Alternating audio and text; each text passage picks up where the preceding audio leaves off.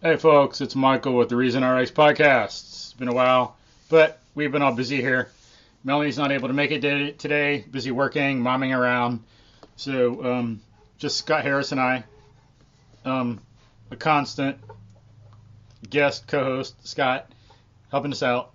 Um, so hope enjoy. Again, hope you enjoyed the podcast. If you could, if you like it enough, if you can, if you could donate, help us out.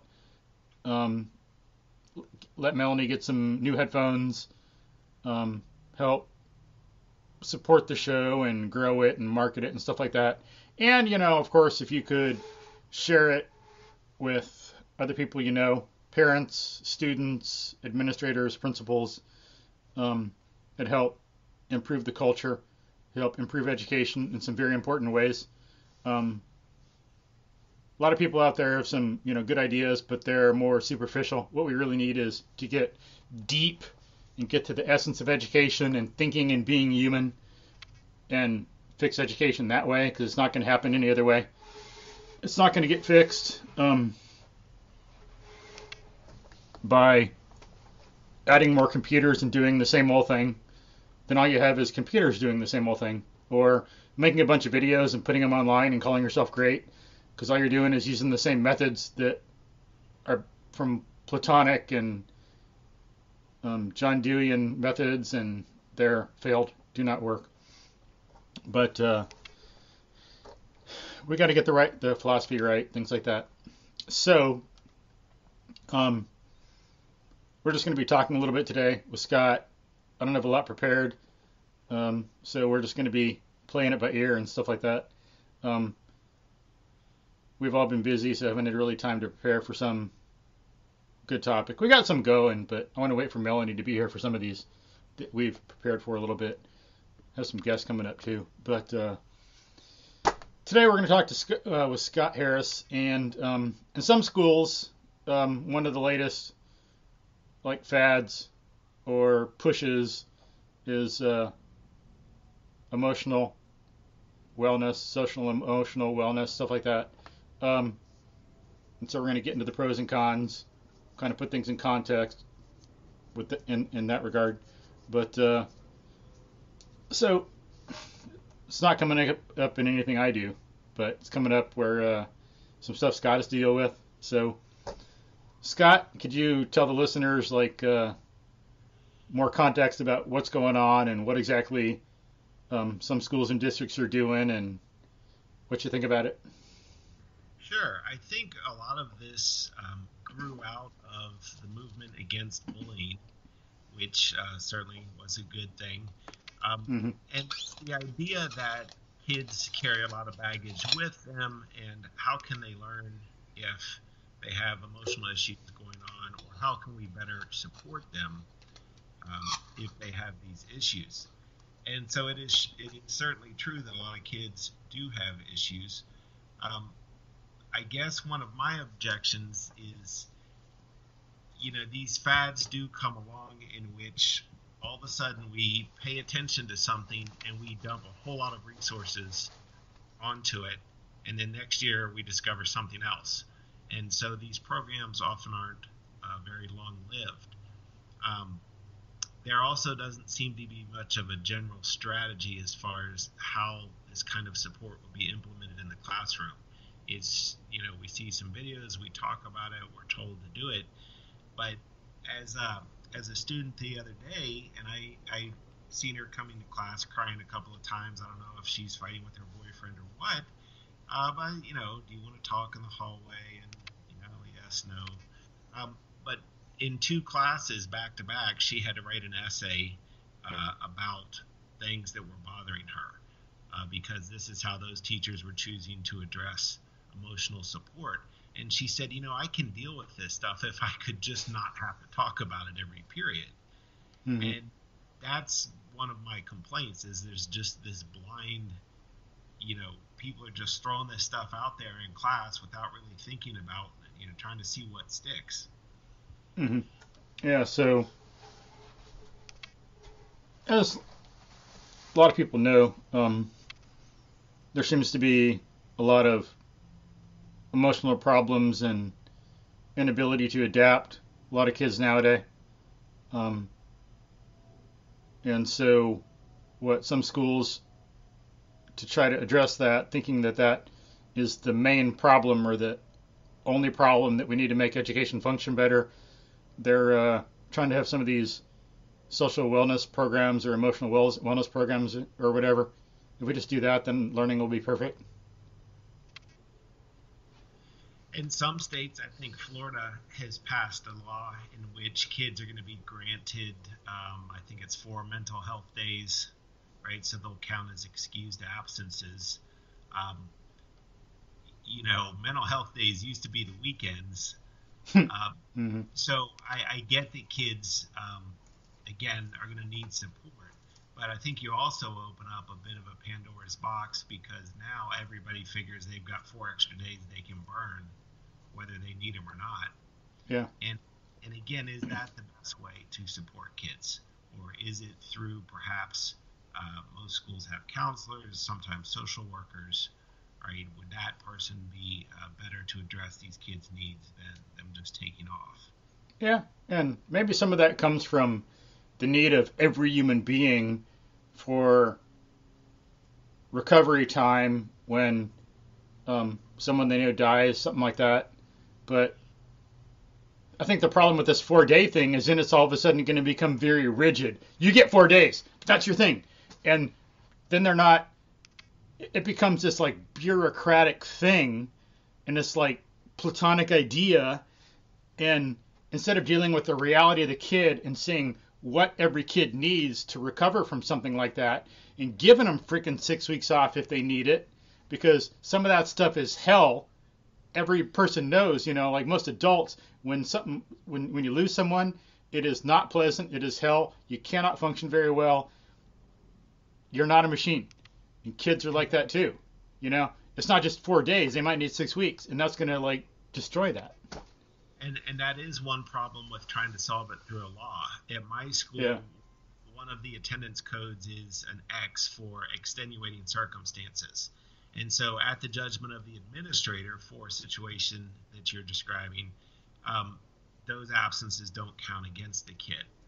I have a kid right now who's dealing with stomach cancer, and he's missing a lot of class. I have him for both psychology and for economics. And the way I'm accommodating him is basically just throwing the late work policy out the window, because he'll miss at least every other day. Sometimes he'll make one of my classes, the other one's later in the afternoon. He's not there for that. But it's all because of doctor's appointments. And he's still very good about keeping up with his work, and he's got a great attitude, surprisingly optimistic and happy attitude about life.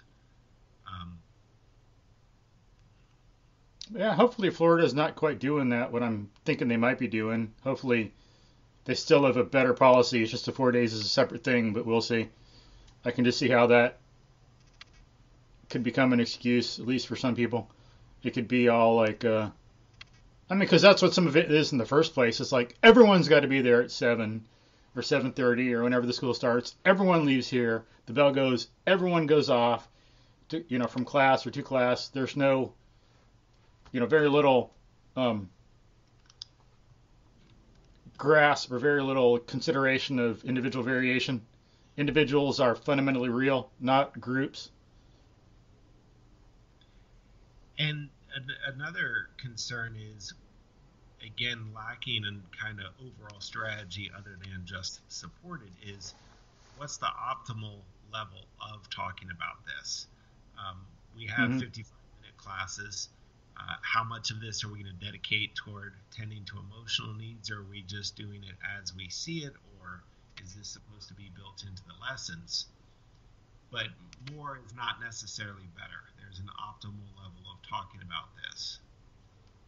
How do you think some of this came up? So people have had emotional difficulties and hardships they've had to deal with for millennia. It's not a new thing. Everyone's had to deal with that and grow up. But now we've got maybe some situations and a culture where some kids have that a little bit more. So is all of a sudden it relevant? Did like some company or some administrator come up with some program and now it's being instituted and that's why everyone cares about it? Or like, how did this start at like the school or district? Well, that's the joke that teachers make, is that somebody at central office read a new book this summer and all of a sudden. I think it's, of course, bigger than that. Jonathan Haidt, a psychologist, has written an article called The Cobbling of the American Mind. And it's a look at the mental health issues in college campuses right now, which are up 20 to 30%. And this all really happened within the past 7 years. It really Mm-hmm. kind of snowball. I think there's a lot of things that contribute to it. Helicopter parents and so-called lawnmower parents who attempt to make the path smooth before their child and solve too many of the problems for the child. And so now the kid is used to succeeding, not realizing that the parents have structured their life like the bumper is being put up at the bowling alley so that the ball can only funnel down and find success. And it's And thus, fake, easy success, not yeah. success in reality. And then when the kid has to face reality, gets a teacher or professor that holds them accountable, it's very uncomfortable. And why are you being so mean? Um, Yeah, you're ruining my life. Yeah, a student No. that I spoke with last week, and she's a very good student, and I don't know what she has going on outside of the classroom, but she was to make up a psychology exam that she had missed, and she was outside the window by a couple of days for the makeup policy, and we had an agreed upon time that she was going to come in, and she comes to tell me that she can't make it because her chemistry teacher said if she didn't make it up, then she would get a zero. And I simply said, did you tell your chemistry teacher that you had a previous commitment with your psychology teacher? And this was enough to bring her to tears.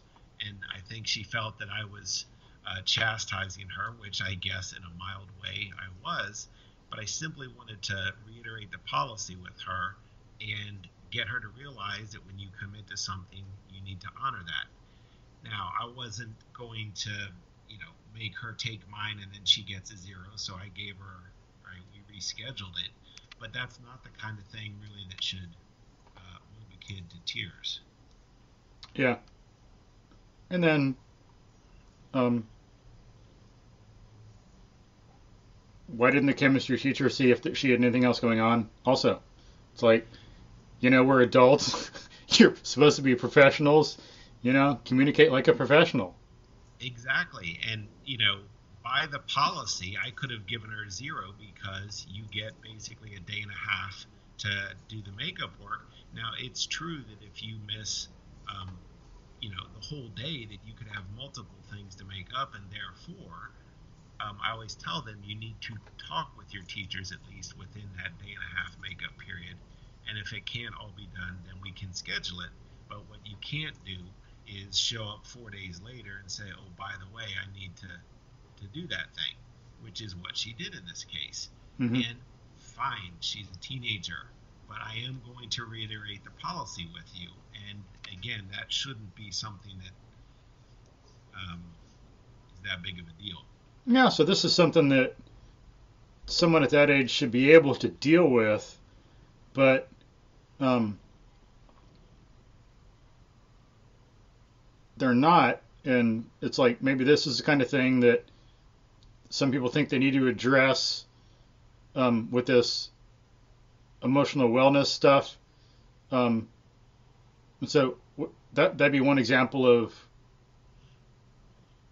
why they need to do this.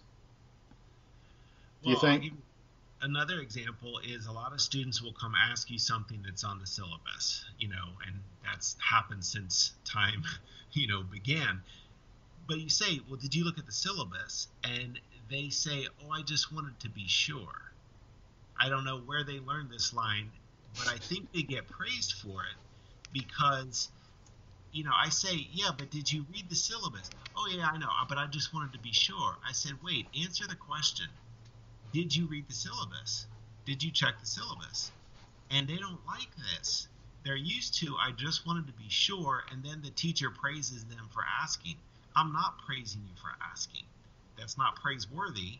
But secondly, You should have looked at the syllabus. That's why I typed it. It's right there. And they say, well, I just wanted to be sure. Well, then look at the syllabus, because that's how you can be sure. But I And think, so, go ahead. Sorry. no, it's just it.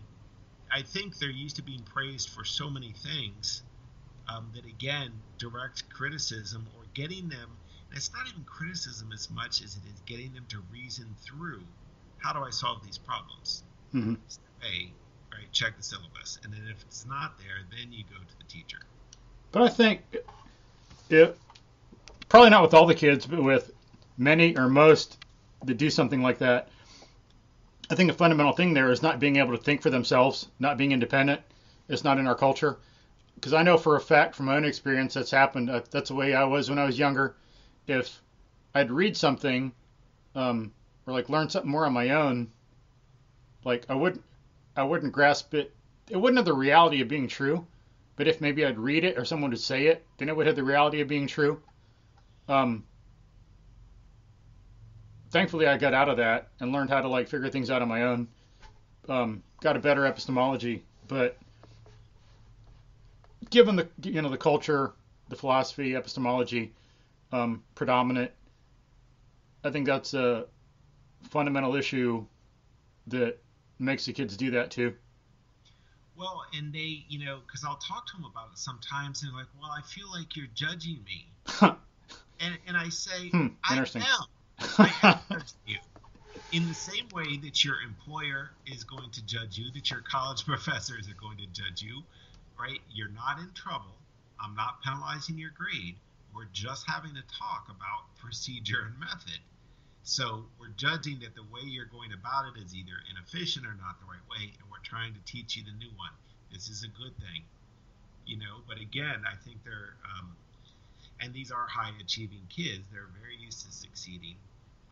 But my concern is, are you going to succeed on the next level if you have some of these inefficient ways, or, again, if we have the bumpers up, are you really succeeding? We need to take the bumpers down. I teach 17-year-olds mostly, 17 and 18. So it's time to take the bumpers down and take the training wheels off. Okay. And so it's things like that that, and others, that make some people think they need this program in the school. Do you know what the book was that someone might have read? Well, that's the joke. I don't know if a book was Yeah. read. Okay. But yeah, these things do often go in trends, and so that's something I've noticed. This is my, I think it's 29th, 30th year of teaching, is that there's the education industry, and then there's cognitive psychologists and those that study how the mind work. Often these overlap, but often they don't. And Mm-hmm.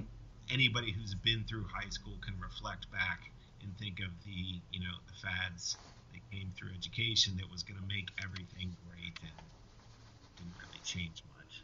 Yeah. What specific things are they having you do, or are they suggesting for this emotional wellness thing? Well, that's my point about a lack of an overall strategy. We're being introduced to it. We've had a guest speaker, very good. We've seen some videos and such. So I think part of it is just creating a general awareness for teachers to be on the lookout for that kind of thing. And we are. I'm trying to do it more. I had a girl look like she was about to cry. I took her out in the hall. I said, "Are you okay? Do you want to go talk to someone?" She says, "I just have to sneeze." Funny. Yeah. It was, it looked like she was about to cry. So, in psychology, the availability heuristic is that when something is fresh in your mind or it's emotionally vivid, right, like where you were on 9/11 or something like that, that we remember it. So if you're late for an appointment, you notice how many red lights, right, that you hit. Whereas when we're not late, we don't. Or you get a new car and you see them everywhere because now you're looking. So now we're all looking for emotional things that need to be dealt with. And I guess we're finding a little bit more because we're looking more. But also a concern is, at some point, does emotionalism become the currency of the realm, in which this is the way that students get attention, or even status. Mm-hmm. If you look at college campuses, right, with, as my kids call it, the oppression Olympics, Mm-hmm. claiming to be a victim has social status on many college campuses. Yeah. And so that's my concern. What's the optimal level of help where we are supporting these kids who need it, but we're also not turning school into, 19th century where people are feigning and everything is emotion. So, in the school, you're supposed to are they having students write more essays about emotion, and you're talking about ways to deal with anger and sadness? Does that become part of the curriculum? Is every teacher expected to talk individually to students when they show some strong emotion, or what's the deal? Well, again, there's not been a distinct strategy, or we haven't been told that we had to, do anything in particular. One thing that was presented, they showed a film of a teacher who has a check-in board, and it says feeling great, feeling pretty good, okay, down in the dumps, these kinds of things. And this was a high school class. And Sounds like what should be in elementary school, not like high school. Geez. Oh, let me go put my little smiley face up today. Let me go put. I'm in 12th grade. Every day they put their name on the back of a sticky, or I don't know if they reuse them, but you then check in, and if somebody's down in the dumps, the teacher knows they can go talk to that person. It's a daily thing, especially at the high school level. In my opinion, that seems to be a bit too much. Yeah. In that format. If we put emotion front and center, I wonder what happens to the intellect. Because emotions can either lead our thinking or the other way around. So, for instance, I tell students that, anger is controllable. I said, and you all know this because as a child, there was a time when your mother was chewing you out and the phone rang and she answered it and went straight from angry voice to polite voice. Hello? Yeah. Right? And then after she gets off, the phone is back to angry. That's pure control. Yeah. Right? So it's not just about emotions, but then how we train these kids to deal with these emotions. And that life, right, as Buddhism teaches, life is suffering. And how do we suffer well? Mm-hmm. How do we take the things, the baggage that you have, the breakup with your boyfriend that you just had, or your parents just got divorced, and how do we carry on and get the things done that we had to do? Yeah, and instead of just putting up little emotional things, it's interesting they focus on that, as you say, and that's going to become the focus, therefore, because that's what people are paying attention to. But if they're going to do that, if they were better thinkers and more logical, had a better metaphysics, better understanding of psychology, they'd also have something about how are you thinking today? How do you feel as a thinker?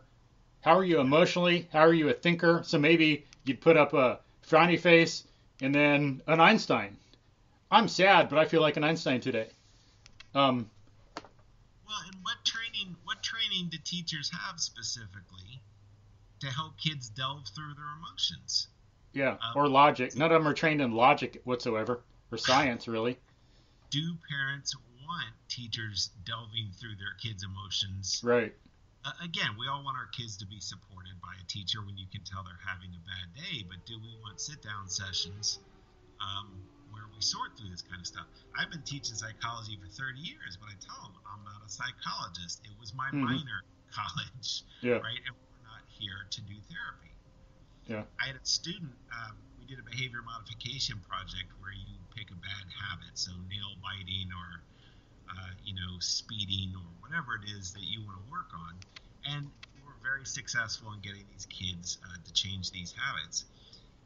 One student this semester who has had some therapy in the past said, I want you to help me with dissociation from reality. And I said, that's not a behavior modification project. That's therapy. That's not what we do here. Mm-hmm. I would have got a logic book and given it to him. Here, This will help more than anything else. Yeah. Learn concept formation, learn how to induce, learn Aristotle's principle of um, the evidence of the senses is a basic principle of all human knowledge. Then you'll be better off. Well, and that's one thing, is helping them reframe these emotions that they do have. For instance, when they come in to take a test, everybody's nervous, of course. Some kids are extremely nervous. And there's some interesting research on this in psychology, that when you get kids to not say I'm nervous or scared, but instead say I'm excited, Mm-hmm. their test scores start to go up a bit. Because what we're doing is reframing mentally that same physiological symptom. So when we're excited, sympathetic nervous system kicks in, heart rate, right, pupils dilate, and so on. That's also the feeling we feel before a test.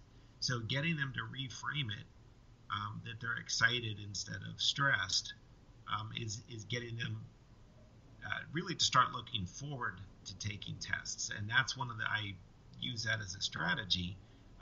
By my, I guess, junior year in college, I really enjoyed taking tests because I had figured out how to study. It was a challenge that this professor was making to you, and I didn't go in nervous. I really did go in excited at that point.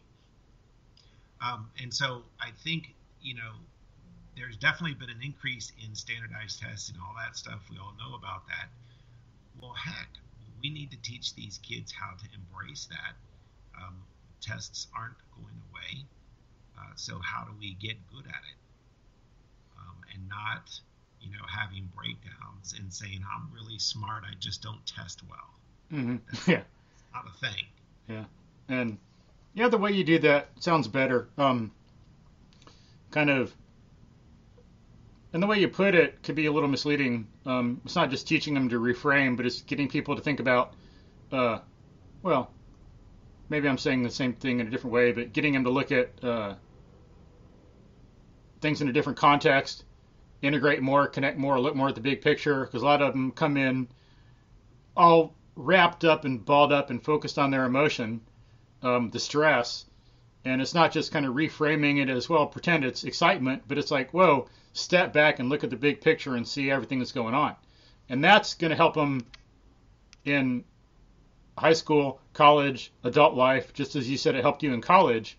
And it's treating them as an adult instead of the thing that the other person's doing, moving the little stickers, smiley face and all that.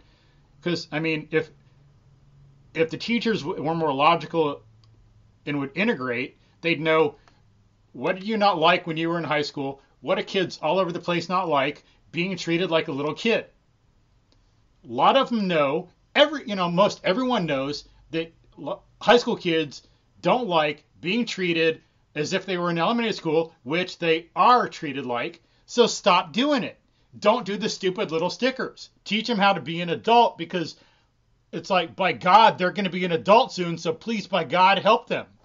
I had a mom some years ago call me and say, Mr. Harris, my son tells me that you treat students like adults. And I said, well, young adults, but yes, ma'am, I do. And she said, well, he's only 17. He's still trying to enjoy his childhood. And, it's always age appropriate. They're not in college yet, but it's my job to prepare them for that world, Mm-hmm. for the workplace, where professors and employers are much less tolerant of you not getting work done, etc. So yes, we're going to have some serious conversations about it if you don't do it the right way, but I will support you in getting back on track and doing it the right way. And yeah, too bad 20 years ago, you could have said, okay, well, I'll expect to see him in a diaper tomorrow. If he doesn't come in a diaper, I'm sending him home. But you're right that teenagers want to be treated that way, because I do a class evaluation, but I do it midway through the course, so that anything that they want changed or that I'm doing that they don't like, I have a chance to change it before they get out of the course. Now, sometimes it's district policy or something, so no, I can't change that. But they always tell me that you treat us more like adults than any of our other teachers. Cool. And Nice. and it is, except Kudos. wonder, because I don't think I'm doing anything, special or normal. It does make me wonder what other classes are doing. Mm-hmm. Yeah. And so we got this push to do the emotional thing. We went over some of the strategies or some of the things they're doing, and some of the context we haven't talked about quite yet, but the bigger picture. But one thing we need to, it'd be good to bring up, and people can see if you think about what you said, Scott. They've talked about dealing with the kid's emotion, but it's instructive that they don't do any long-term goals or set any logical progressions or define terms. And that's because of the broader culture and philosophy. That's some destruction wrought by John Dewey. Too many educators think, John Dewey's the greatest thing since sliced bread. John Dewey, he's great. Wrong. Because this exactly is some of the bad effects that's caused by him not defining terms, not caring about that. And it's, not just from him. He's not the only one. He didn't invent it. But it goes back further in philosophy.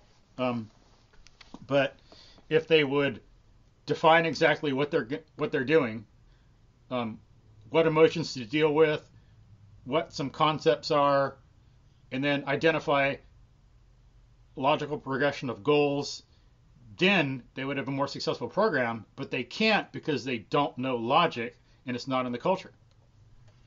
An example of that, we just finished in psychology the unit on intelligence and psychological measurement. So it goes into IQs, IQ testing.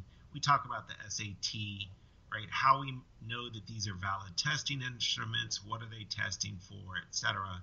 Then we look at some high IQ people, some famous people historically, and some modern people. And a class said to me, they said, we're about a third of the way through it. They said, this is giving me anxiety. And I said, why? Well, because the one thing they find out is that IQ is anywhere from half to 3/4 heritable, right? Meaning you get a certain genetic range and then the rest is nurture, what you do with it. And they're like, well, I want to be this or I want to be that. What if it doesn't work out? And I'm like, well, that's how life is. Yeah.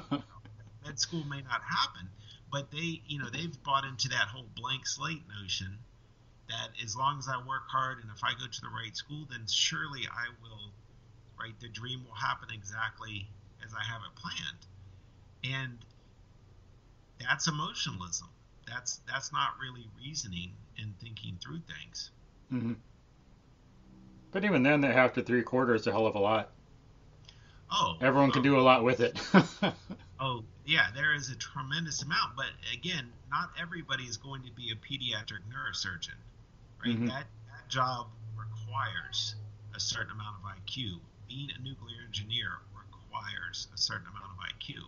So, yes, everybody can bring their gifts to the world and have a meaningful life, but certain jobs do require more intelligence than others. Yeah, and then since they haven't learned logic, they just be going to school trying to memorize things, not grasping that it's also a matter of preparation, discipline, persistence. And that's one thing that keeps some people from doing that. It's not just IQ, but do you have the persistence? I tell them that life is a contest of habits, right? That college is not about IQ. Again, if you're going to MIT and doing some very technical STEM work, it is.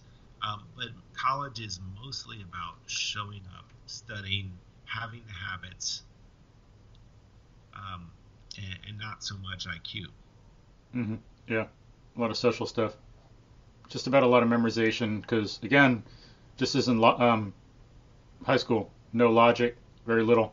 Memorize a lot of stuff. Logical progressions aren't grasped. The hierarchy of knowledge isn't grasped. And that's why, as we talked about in the past, Johns Hopkins is to teach their graduate students, not undergraduate, graduate students, how to do science, how to think logically. And the Johns Hopkins people call it the R3 program. I forget what it all stands for. Reducibility, responsibility, and something else. And then Rice University, also a top college. I forget Johns Hopkins, maybe number one medical school, top school in general in the country, top 100. Rice, I think number 16. They have an engineering leadership program to teach their, because they know that certain things aren't taught in the traditional program, and so they have to teach these people communication, problem solving, thinking skills, entrepreneurship, because a lot of that's not taught, as I say. So the lack of logic is unfortunately too prevalent. Of course, not everywhere.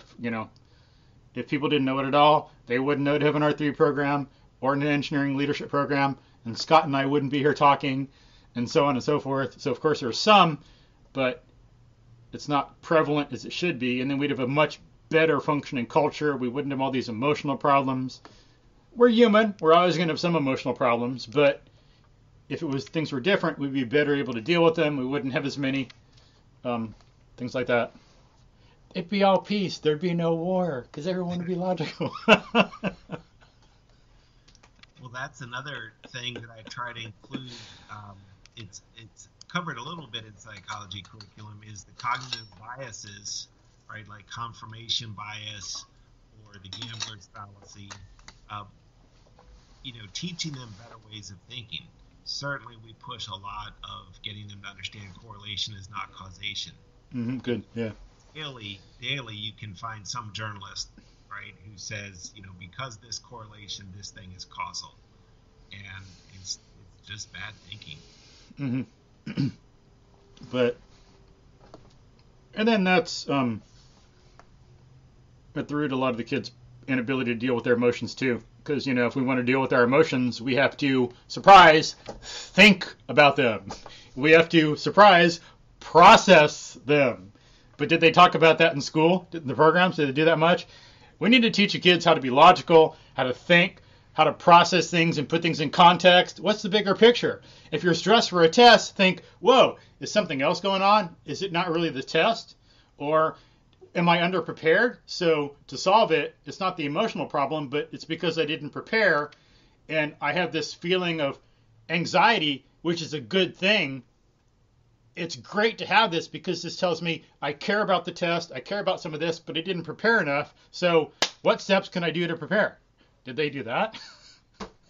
And so that's a good point you're making. It's called the Yerkes-Dodson law, and it's a bell curve that shows there's an optimal level of stress, right? If a kid walks in, looks at the board, and sees test today and says, test today.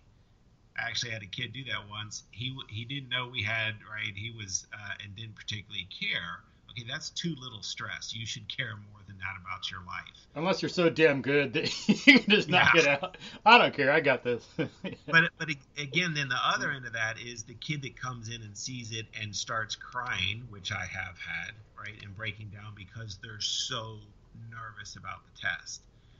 That's crazy. It's a test. It's not life or death. Mm-hmm. So and then we're getting into some things, like that's more what should be addressed. If people would, instead of having this emotional wellness program out of nowhere, if they'd study some logic and pick up maybe like the thing from Japan, I forget who started this, but I'm sure a lot of people through history have, but the 7 whys, ask why 7 times. Okay, why does this kid feel, is she crying? Because she's stressed. Why is she stressed? Because she has a test and it's stressing her out. Why is she stressed out because of the test? Well, because she's got 2 tests to take and she doesn't know how to talk to the different teachers. And why is that the case? Well, she knows that the teachers in general don't talk to each other, and that's how things work in modern schools. and she knows this other stuff, and then why, and then stop and think, okay, what can we do about it? It's not dealing with the emotional problems, but it's the prior conditions that need to be changed. It's like not a failure on the part of the student, but it's a mismatch to some extent with human nature and these bad social norms and this social conditions we have. We need to change the social conditions, not say the students are a failure.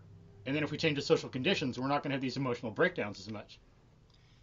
And she's in all AP classes, 2 choirs, lead in the theater, right? Hasn't had a decent night's sleep since the play started, etc. That's inhuman.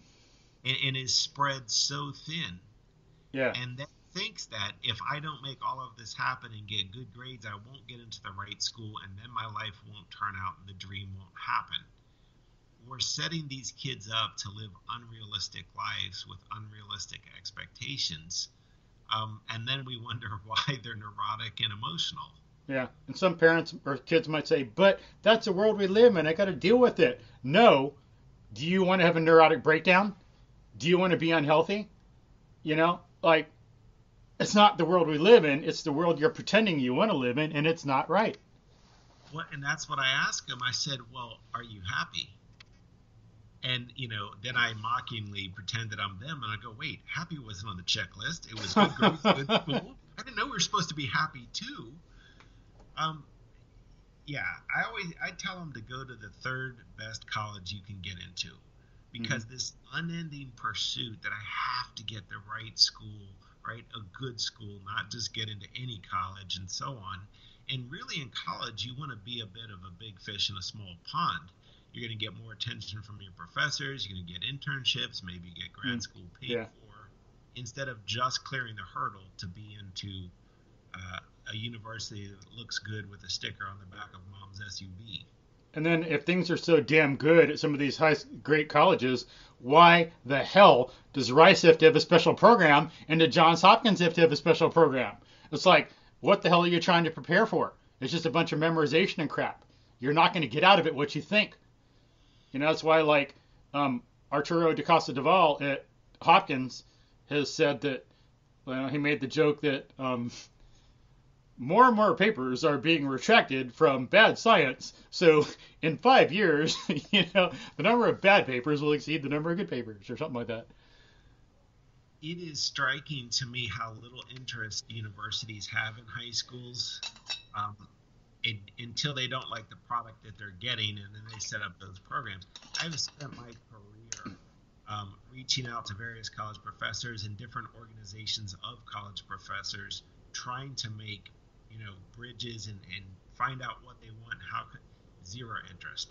And I get it. They have their things to worry about. But I think there's a lot of connection that could and should be made between, say, first level college and last year high school. We ought to make some bridges. And there again is a failure in logic, because integration is a fundamental aspect of the mind and how we live and function and value and think. And that's one problem there, like not integrating the emotion with the cause. I mean, it's simple. Dealing with it, it's like in the programs you deal with it in a superficial way as if it's its own thing detached from everything. Well, how does the anxiety or the emotional problem relate to the culture? How does it relate to their lives? What are the demands we're making on them that we should change? And it's the same thing like with frickin' starting some schools at 7 or 7:30. Like, the research shows, fact, a lot of kids die from car accidents because they haven't had enough sleep. Some schools did research. I'd have to look more into this, see what happens at other places and everything. But at least at this school or some others, when the starting time was changed to be later, then, whoa, less car accidents. I mean, what the hell? It's like, I'd rather have people live more than start at the school at damn 7 o'clock because it's some freaking social norm or social requirement. Let's look at freaking life. It's the same thing with, like, looking at some colleges and dealing with the situation there. But we got to integrate. So, the sleep thing is to show how important it is. But in schools with the emotional thing, we want to integrate, make connections, make thought connections, causal connections, relate, as we've talked about before, how the student feels to 7 steps of causation backwards, ask why, think about what we can do about that instead. Make it kind of like Montessori education. And then like what you're doing, it's another example, because people don't have that logical idea of cognitive integration, then there's not enough connection between the colleges and the high schools, like you're saying. And when the student's thinking changes, their emotional responses change. Yeah, very much. So we have to turn in work in my class. When the bell rings, it should be waiting on the table at the front of the room, which means when you walk in, the first thing you do is take out your assignment and turn it in. Well, the first few assignments we do this, they just think I'm a tyrant because after all, and they're looking through their backpack. You need to know where that is before you walk into this room. Is your notebook not organized? Well, no, they're roughly chronological backpack kid. Well, good luck in life being that way. You got to know what your stuff is. And the kids are like, well, I was like, well, what do your other teachers do? Oh, well, we get 3, 4, 5 minutes to, find it and turn it in. Well, there's 5 minutes times how many class periods that we're not doing something productive with. Yeah. But once they get that that's not going to change, the next couple of assignments, it's all waiting for me at the front of the room, and they've just gotten used to it. So now their emotional response that I'm a tyrant disappears, and they realize this is what effective and productive people do. They know where their stuff is, and they turn it in on time.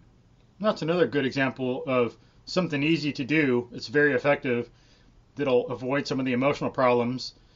And it's an important life skill because, like right there, that's preparing them for a lot of things. People might think, okay, let's not get carried away in this little like one classroom thing. And some people, oh, all you're doing is them turning things in. Think, integrate. Again, that skill is going to be very important if they get that down and start applying it to other areas of life. Like, what the hell are you going to do when you have a baby? Oh, well, I'm not ready yet. Like, no, you got to prepare for having a diaper ready to change. You got to prepare to having meals ready to feed them. Or if you're in the Army, are you going to say, oh, well, like I'm 16 and I'm going to be in the Army and they'll take care of everything for me? No, you got to have your squat in order and know where things are. You're going out on the battlefield, you sure the hell better know where everything is so you can like bang it out and function really well. Or if you're going to be a basketball player, you need to know how to put on your shoes and tie your shoes before you go out on the court and things like that. So what you're doing is great. Yeah. What if my principal asks me to do a presentation in front of the faculty and I say, well, hold on, I got to find it. No, it's go time when it's go time. I better have my flash drive, my PowerPoint, whatever. It should all be ready. Yeah. And yeah, this is the way the world is. Yeah, and if you're 17, you're not a child. There's no excuse for like a 17-year-old to not be able to think ahead a few days. You're being a tyrant. You're making my kid think ahead a few days and plan a little bit. Let him be a child. Yeah, right. I love, sometimes you'll hear it from teenagers, sometimes from teachers, that it's harder to be a teenager today than ever before in history. Yeah, we're different. Really? Because I have a history degree. Let's talk about living in the 1700s or in the 1300s. Yeah. Being a teen was no fun. Or show me a kid in any given high school who can get on a steamboat in Europe at 12 years old and come over to the United States all alone and get a job here and work and survive and become well off. Rare. In a wagon train, Yeah. It has its challenges in 2019, but it's pretty good. Yeah, easy. Everything's taken care of. A lot of social cushions. They're like divorced from reality, cushioned from reality. Don't got to deal with the real hardships. And that's part of the problem too. With the helicopter parenting and the lawnmower parenting, as you call them, kids aren't in touch with the reality and don't know about the hardships and what it's really like and what they got to do to survive. It's kind of just fake video games and stuff. But so it's been a little interesting day in the life of teacher Scott Harris today. Yeah. So yeah, I think we basically addressed a better way to deal with it instead of some of these programs just focusing on the little emotion and talking about them, which is good. Emotion's important. It's part of us. We shouldn't be like Spock, because I think Spock is fundamentally illogical. Unfortunately, he's presented as the epitome of logic sometimes, and that's a bad thing in our culture because it turns people off to logic, turns people off to reason, it misrepresents them, because logic is supposed to be about our means of identifying reality conceptually. It's supposed to help us have our concepts and ideas and propositions consistent with reality. And if you have emotion and then you deny it, that's not being logical. I think Spock is fundamentally illogical because he's denying his own nature. He has emotions, his people have emotions, he has reason. So to try to obliterate part of himself, that's not logical. That's being fundamentally illogical to deny your own nature. That's like saying Newton coming along and trying to deny mass and have physics. Well, I don't like mass because I'm going to cross my arms and stomp my foot like a little 2-year-old. I don't like mass. Or like Spock. I don't like emotion. I don't want to be emotion. No! That's not logical. That's stupid. But, logic and reason are means of surviving, knowing the world, thriving in it. I think if people had that down, we'd be a lot better off too. Then people could deal with some of this emotional stuff, be able to help the kids better. But so, shall we call it a wrap so we can have dinner and stuff? Okay, cool. Sounds good. But yeah. So, we know some sources of where this idea comes from in the culture, kind of what's going on. But we could dig into more. We're just not. It's more philosophic as to where this comes from. We could look into some of the influential philosophers today of some of the ones who've praised emotion against reason instead of looking at us as a unified being of mind and body. They're not separate. We're unified. We have emotion. We have reason. But when you try to deny one and just put up the other, it causes failure because it's denying our nature. And then without that good metaphysics, without some logic, some of this is not going to be dealt with properly. You got these superficial band-aid things, as some people call them, just dealing with effects instead of digging down deeper and asking why and changing conditions or teaching the kids to think so they can deal with their emotions better. They shouldn't put the emotion as a primary, but realize it's part of us, it's important, but it's something we can modify, and it's based on having values in reality. Emotion is a response to a value in reality. Get that down, we'd be better off. But yeah. Anything else, Scott? No, that's it. Cool. All right. So, thanks for listening, folks. Hope this had some good ideas in it that you could take and apply to many other areas of education and of life. Talked about some issues of metaphysics, the nature of man, the nature of logic, the importance of logic, what it's really about, how this all ties into our emotional states. That's what we really need to do, is get some of these things and kind of cushion them in reality, put them in context of everything else, not take them in isolation. But cool. So, all right. Thank you, Scott. Appreciate it. And yeah, me too. We'll talk again soon. Thanks.